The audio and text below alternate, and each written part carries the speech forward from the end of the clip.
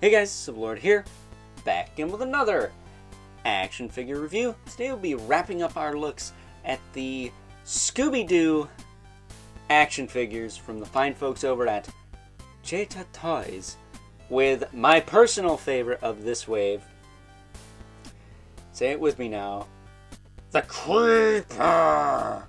Creeper! Anyone remember the song from the chase from this episode? Jeepers, it's the Creeper, for those of you not in the know. I'm in love with an ostrich. Not sure what a song about loving an ostrich has to do with being chased by a psychotic hunchback green man, but more power to you, Hanna-Barbera. But yes, the Creeper is the shit when it comes to these figures. I think he is the best executed.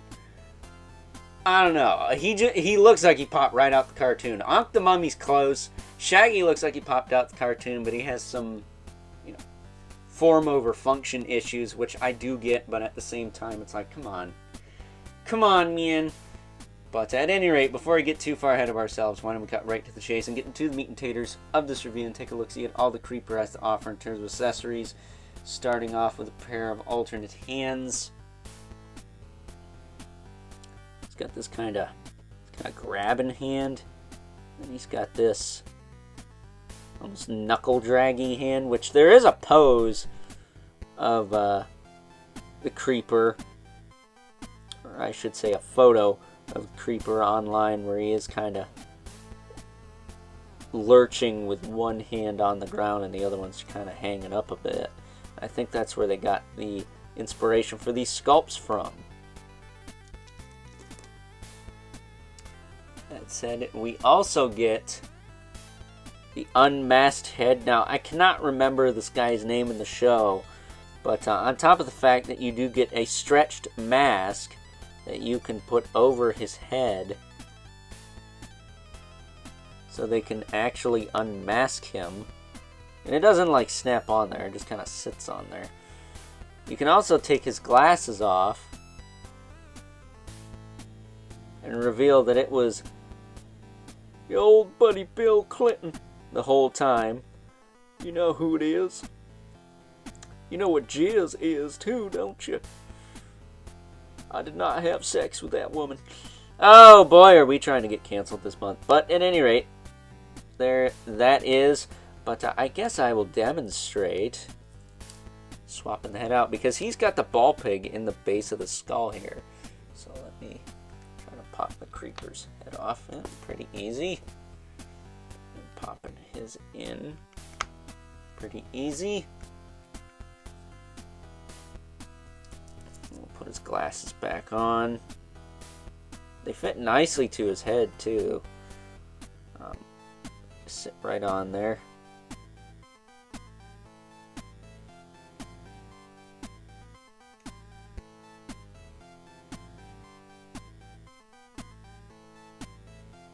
There we go. And then you can just have one of the mystery gang pulling this mask off either this way. It's probably meant to be pulled out this way. But at any rate, that is your lot for accessories. Which I didn't mention it in the Ankh video, but I'm going to mention it here. $30, a bit much for the lack of accessories. Whoop. But these more cartoony style Jada figures seem to roll that way. The Chester Cheetah didn't come with a whole heck of a lot. I think he came with the same amount. I can't imagine that the Tony the Tiger comes with much more either. And then the Frankenberry, Count Chocula, and Boo Berry, they didn't come with much a squat. So I think we're doing alright. That said, one thing to note about his coat, this button can come out, but I'm not going to do that. I can show you the articulation without doing that, so I'm not going to do that. But I will say, when it comes to Creeper, there's a way to pose him.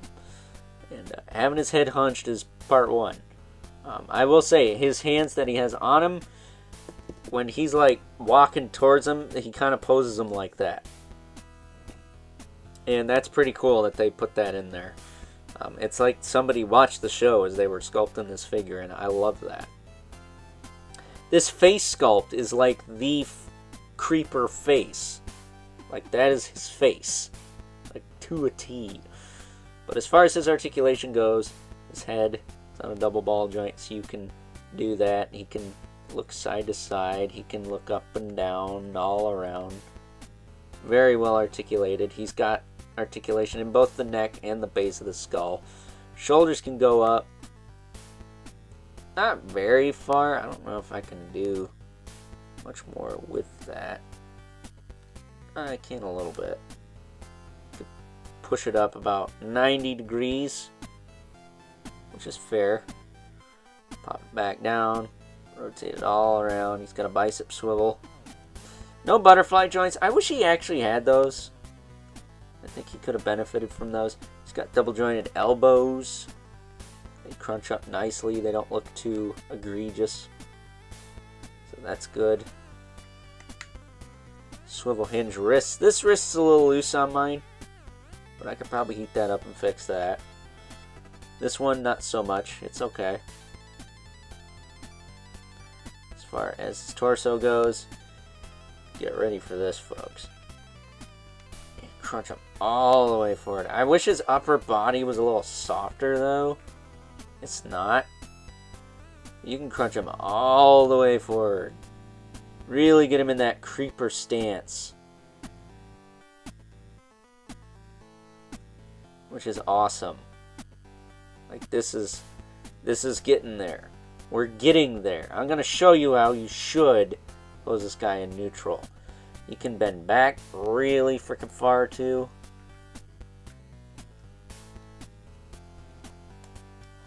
He gets a little twist, not a ton. Gets a lot of tilt though. And then his waist can turn. His hips can kick all the way out, no restrictions. Kick all the way down, kick forward, back. He's got a thigh cut. He's got double jointed knees, which I had to heat up on mine. I don't know about you guys, but I could not get them suckers to move out of the box. So I crunched them up, heated them up, and now they work. But I'm gonna tell you, crunch the top knee once, bottom knee once, and then when it comes to the feet, they do have ball hinges, but they're hindered by the pants. But you can get a little forward out of them. Not a ton. Get a lot more back than you do forward, but you get enough forward, as well as that rocker there, that you can put him in the creeper crouch. I guess this knee is the one that worked better. Maybe I should have cranked on that one instead. Oh well. But at any rate,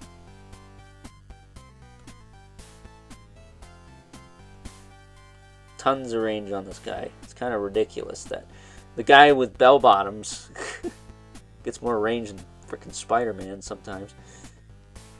But then you just crunch this all the way forward. Just all the freaking way. All the way. Maybe keep the torso straight in the waist. And then we crunch the arms 1 notch, 2 notches. Alright.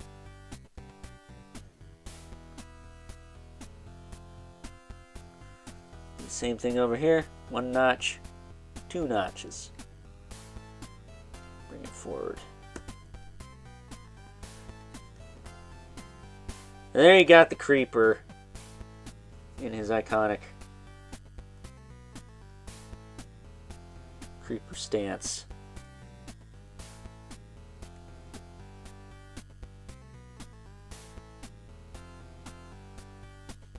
Look at that. He just balls up. He gets shorter, but he's supposed to be. He's a hunchback. That's the point. And, you know, if he's an indicator of how good this line can be, I can't freaking wait for Space Cook. I really can't.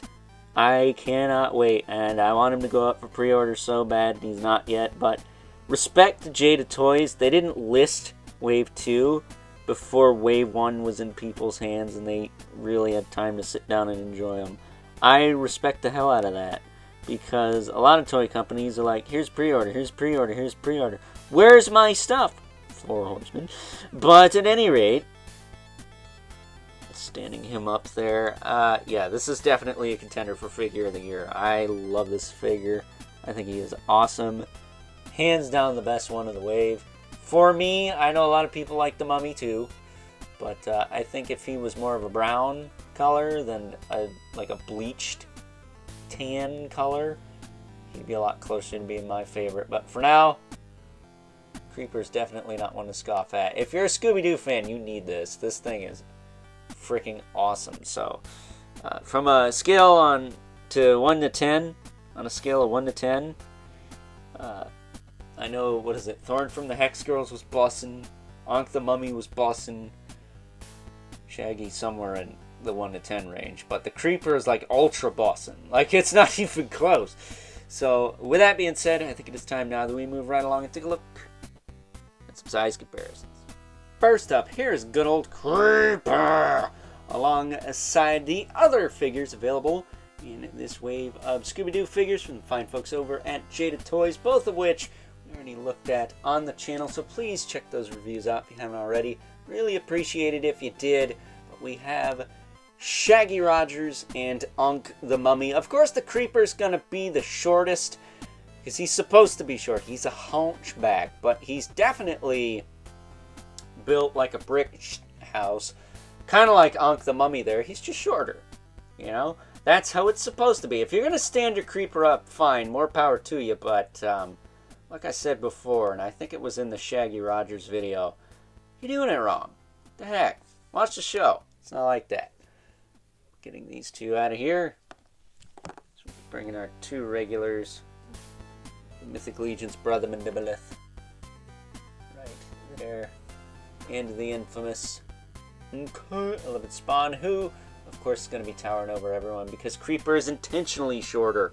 So, with that being said, it's time now that we wrap things up with some final thoughts. Overall, and while it may seem that I have been kind of harsh on these Scooby-Doo figures from the fine folks over at Jada Toys, that's because I want them to improve. But you'll be happy to know that good old Creeper here is a contender for Figure of the Year. This guy is freaking awesome.